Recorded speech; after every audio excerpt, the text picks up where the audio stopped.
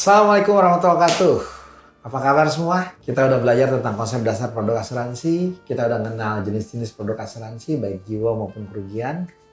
Sekarang kita lihat ya pengertian polis asuransi, jenis polis serta manfaat premi asuransi. Ya, kalau tadi yang besarannya, sekarang kita lihat detailnya. Yuk, kita masuk ke bagian itu. Polis asuransi apa sih? Kita udah bahas itu kemarin di video sebelumnya. Polis asuransi adalah dokumen resmi yang merupakan perjanjian antara pemegang polis tertanggung dan perusahaan asuransi. Dalam polis ini, perusahaan asuransi setuju untuk memberikan perlindungan atau ganti rugi yang dihadapi oleh tertanggung dengan imbalan pembayaran premi secara berkala. Nah, pihak yang terlibat dalam polis siapa saja? Pemegang polis atau policy holder dan tertanggung atau insured. Ini nanti tolong tuh polisnya geser ke kiri dikit. Atau logonya kita nggak boleh ketutup. Itu logonya kampus gratis malah ketutup. Kalau bisa yang cuing-cuing di pinggir itu pindahin ke kiri ya. Biar nggak nutupin logo dan tulisan polis juga nggak nutupin logo. Lanjut. Pemegang polis adalah individu atau entitas yang membeli dan memiliki polis asuransi. Mereka wajib membayar premi asuransi sesuai dengan kesepakatan dalam polis. Pemegang polis juga memiliki hak untuk mengubah ketentuan dalam polis, seperti menambah atau mengurangi manfaat dan menjadi pihak yang mengajukan klaim asuransi. Tertanggung atau insured adalah individu atau entitas yang dilindungi oleh polis asuransi. Seringkali pemegang polis dan tertanggung adalah orang yang sama, seperti dalam asuransi kesehatan atau dalam asuransi jiwa pribadi. Tertanggung bisa juga berbeda dari pemegang polis, misalnya dalam asuransi jiwa. Pemegang polis mungkin adalah orang tuanya, sementara tertanggung adalah anaknya. Karena ada kepentingan orang tua terhadap anak, maka boleh. Jadi tertanggung bisa macam-macam. Saya mau ngomong sedikit ya tentang asuransi jiwa. Seorang bapak punya duit cukup banyak dan ditanya, ngapain ngumpulin cukup banyak Pak? Saya pengen setiap anak saya punya satu orang satu rumah. Satu rumah itu 1 miliar. Jadi saya harus punya 4 miliar buat 4 anak. Takutnya pas aku belum cukup uangnya, belum cukup tanahnya, aku udah meninggal, gimana ya? Pak, kata teman saya, ngapain repot-repot? Bapak beli 4 asuransi, kalau Bapak meninggal maka keluar tuh uang. Asuransi yang pertama buat anak nomor 1, asuransi kedua buat anak nomor 2, asuransi ketiga buat anak nomor 3, asuransi keempat buat anak nomor 4.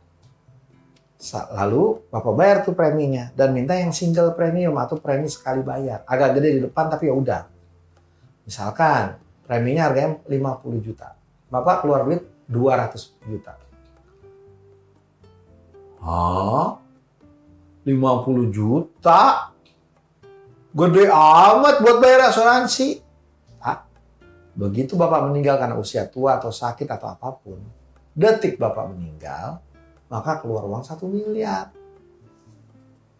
Kalau Bapak nabung 4 miliar buat 4 anak, lebih baik mana Pak?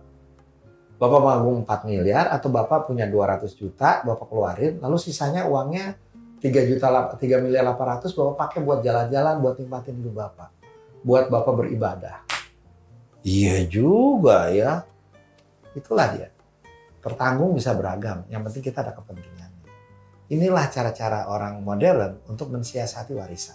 Nah, pihak yang terlibat dalam polis selanjutnya adalah perusahaan asuransi atau insurer. Ini adalah pihak yang menyediakan perlindungan asuransi dan bertanggung jawab untuk membayar klaim jika resiko yang diasuransikan terjadi. Perusahaan asuransi mengeluarkan polis, mengatur premi, memastikan bahwa tertanggung mendapat manfaat yang dijanjikan dalam polis jika terjadi peristiwa yang dijamin. Ada yang meninggal, keluar klaimnya. Ada yang tabrakan, keluar klaimnya. Itu. Penerima manfaat atau beneficiary itu adalah orang yang ditulis namanya tuh oleh tertanggung. Individu atau entitas yang menerima pembayaran klaim jika resiko yang ditanggung ya terjadi, terutama dalam polis asuransi jiwa. Misalnya dalam asuransi jiwa, jika tertanggung meninggal dunia, penerima manfaat akan menerima uang pertanggungan dalam polis. Pemegang polis memiliki hak untuk menunjuk dan mengubah penerimaan manfaat. Misalkan saya udah ngasih manfaat kepada anak saya nomor 1. Lalu anak nomor 1 nyebelin. Ganti aja deh kalau gitu kamu gak dapet. Pindah ke nomor 2. Boleh. Ya selama saya masih hidup masih bisa ganti. Seru kan teman-teman? Lalu pihak lain yang terlibat dalam polis. Agen asuransi. Apa tuh agen asuransi? Perwakilan dari perusahaan asuransi yang bertugas untuk menjual produk asuransi kepada calon nasabah. Mereka memberikan informasi, membantu memilih produk yang sesuai, dan mengelola proses administrasi. Agen bekerja untuk satu atau beberapa perusahaan asuransi. Maksudnya apa? Asuransi jiwanya A, asuransi kerugiannya B. Tapi nggak boleh kalau agen itu asuransi jiwanya 2, nggak boleh. Ya, nggak boleh. Lain halnya dengan broker asuransi. Pihak independen yang bertindak sebagai perantara antara pemegang polis dan perusahaan asuransi. Mereka bekerja atas nama pemegang polis untuk mencari produk asuransi terbaik yang sesuai dengan kebutuhan tertanggung. Jadi kalau ada perusahaan bilang gini, tolong cariin saya asuransi dong untuk A, B, C, D. Maka broker akan nyari tuh perusahaan asuransi mana aja yang menyediakan jasa itu.